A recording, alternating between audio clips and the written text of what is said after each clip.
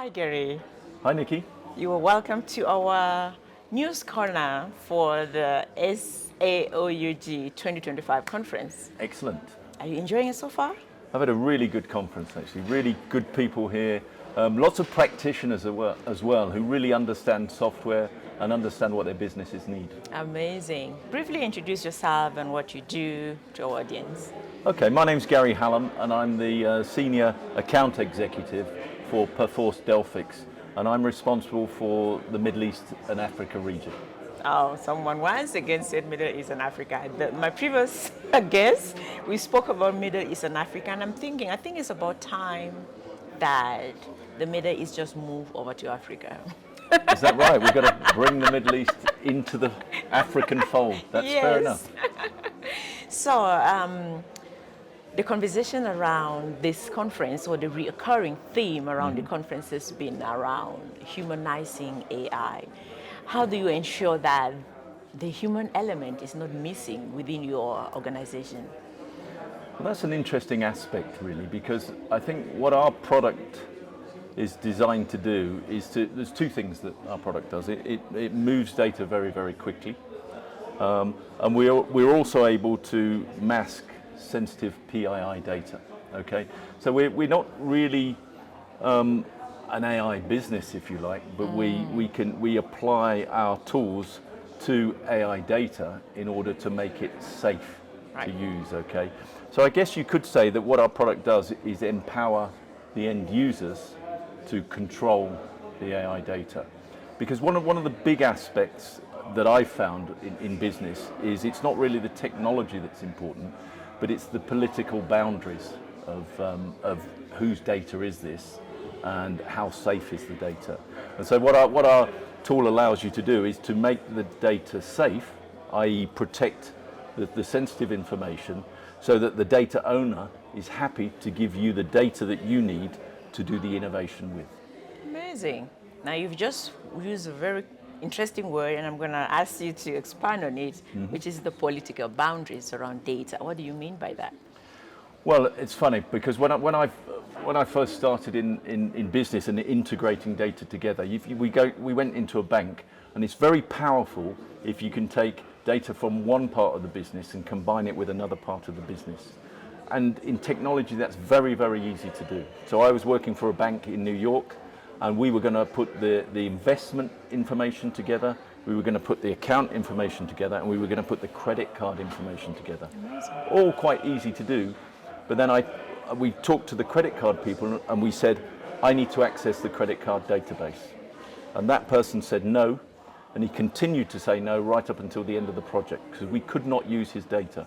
Because that was the politics, that was his data, and he couldn't share that with you because of PCI compliance and security rules. So we need to break down those barriers and allow people to share the data that they are able to share and retain ownership of the data that they don't want to share. Interesting. So, I mean, it's an interesting term, and my brain picks words or phrases like that quite easily. So how do you get to navigate these political boundaries around data? Are there cases where you cannot go through it all and you have to abandon ship, or is there always a way to work around the system? It's very, very difficult sometimes. Okay, so we bring in regulations, right? And people hide behind those regulations. So in South Africa, for instance, we have POPIA, and in Saudi Arabia, where I've been working recently, they have the PDPL, Personal Data Protection Law. And they've recently introduced that law, and then they create organizations. So the organization that they create within a business is GRC, Governance, Risk and Compliance. And their stance is, you can't touch our production data. And then I go in and I say, look, we can mask the data, we can protect the sensitive data so that the testers can actually use that data. And they go, oh, but how do we know which data is sensitive? And I say, well, you need your application and your business experts to say what data is sensitive, and we can mask that data and replace the real data with realistic, fictitious data. And I've gone to those teams before, and they say, why can't you mask every column in the database?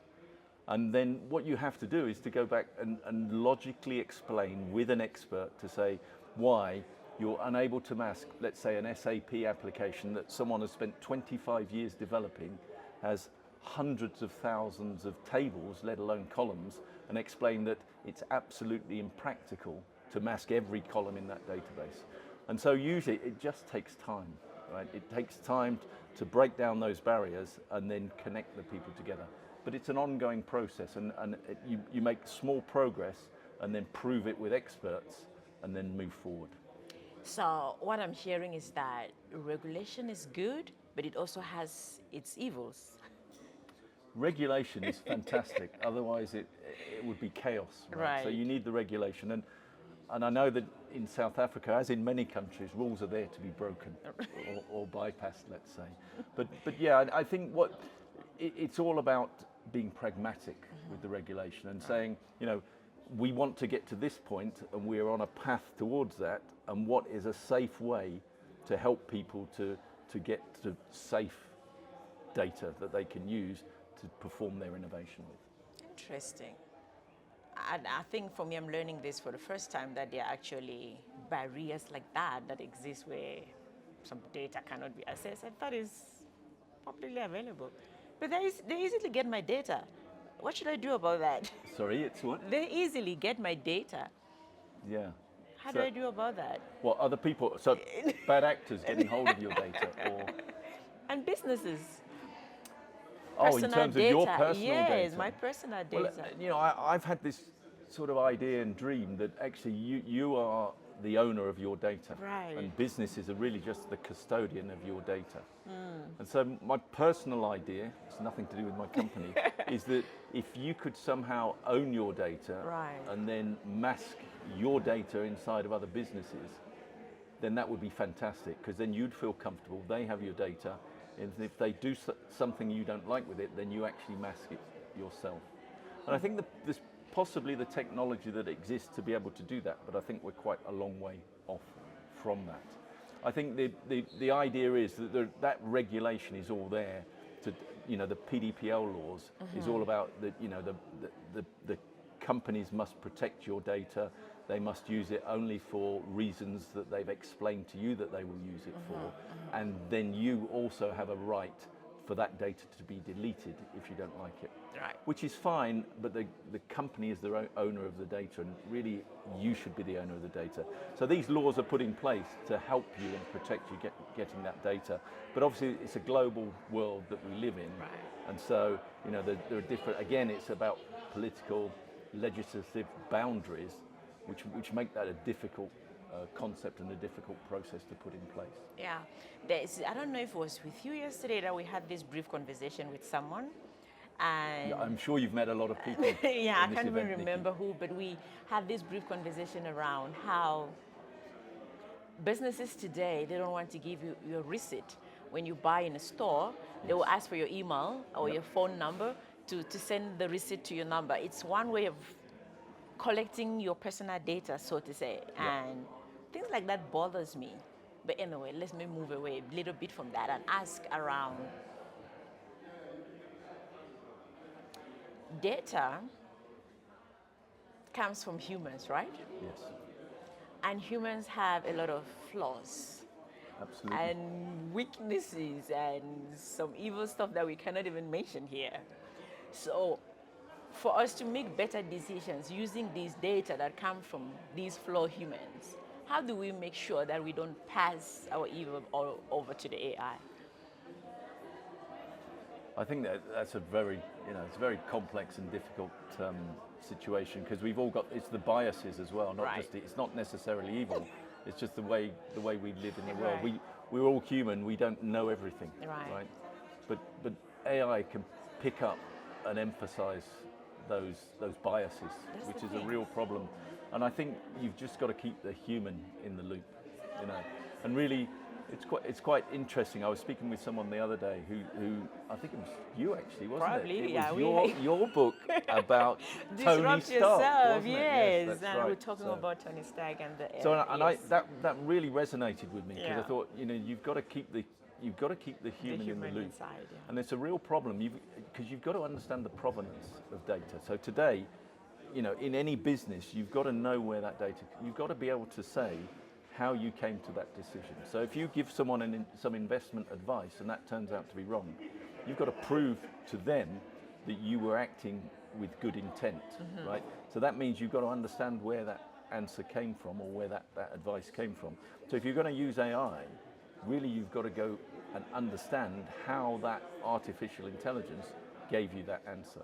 And that's a really important point. And I think you've got to put those controls and regulations in place, back to regulation again, and that is going to slow down the adoption of AI or that panacea. AI is all knowing, all seeing, but you've got to slow it down, just like regulation slows things down, and then prove where you got that from. Right. But just one quick one, right? Aren't there tools in place where you can take the data and say, clean it up first before you make decisions on it? Like pick out the biases and clean them out. Are there no tools like that exist in the market to clean the data before being used for decision making? There are tools out there to clean data, but not necessarily in that context that you described. Removing the biases. Yeah, it's quite difficult to remove the bias, and in fact you could probably use AI to do that effectively yourself.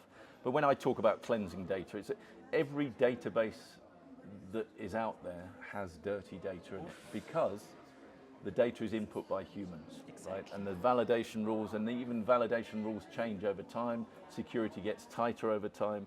So the old data wasn't so secure. And so that idea of cleansing data does exist today. And when we often identify dirty data, so to speak, when we try to mask that data, because we apply an algorithm which we think is a South African ID number, and it's a South African ID number for South Africans in your database, but for foreigners in your database, it's actually a passport number or something else, right? And so I think that's the way we've got to go. We've got to put this same type of technology in place to scrub out that bias. But the problem is, Nikki, bias changes over time. That's the thing. And language changes, because I was working around the early 2000s, and I used a product called Watson, text analyzer from it's now Watson X Labs. So it was the early days of AI. And what we did with that, we were automatically distributing emails in the same way that we were distributing calls in call centers. So we would read the email and deliver it either to a human agent or respond to that email with an artificial answer, an intelligent answer. And what we found with that was, and we did that quite manually, so we'd get the companies all of their emails and we'd classify them ourselves, and we'd train the AI to learn those buckets that we put those emails in, so that it sent the right answers. But over time, things change. So if you get the right answer one day, then the next day something happens in the world, and everyone's sending emails about a different thing, or language changes over time as well. So that's it's a constant effort to do that sort of thing. Wow. Gary, thank you so much for sharing your insight with us. It's a pleasure. This was really interesting, and I wish we had more time, but we don't. So Excellent. Thank you so much for coming. coming. It's been lovely speaking with you, Nikki. Thank you very much indeed. Thank you. Thank you.